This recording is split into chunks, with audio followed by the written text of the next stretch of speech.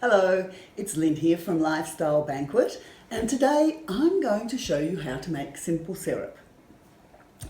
The reason being, I've had 3 people in the last few months say, when we're talking about cocktails, say, oh, and where do I get simple syrup?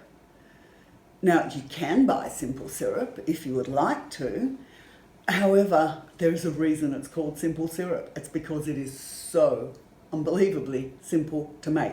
I actually have some here that's still warm. It's actually a little cloudy because I've only just made it. It literally took me, I'd say, 3 minutes on the stove. And the reason it's so simple, it's just 50-50 sugar and water. That's all you have to do.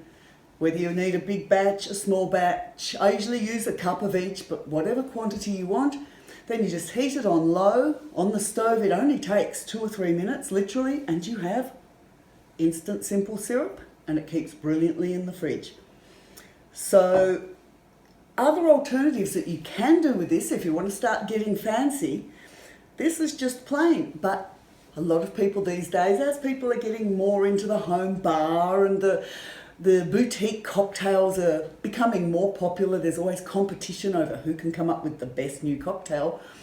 Simple syrup is always a vital ingredient, and you can use it for pretty much anything. I even use it in salad dressing. You know, if you have a salad dressing that asks for sugar, I don't mess with shaking and shaking to dissolve the sugar. I'll just throw in a teaspoon of simple syrup. So just remember, if the recipe any recipe that calls for a teaspoon of sugar, you put 2 teaspoons of simple syrup. And do realise, if it's a recipe where quantities are critical, you do have that extra teaspoon of water in there as well.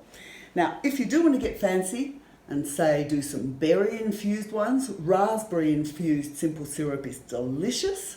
And if you like a bit of a kick, jalapeno simple syrup is delicious.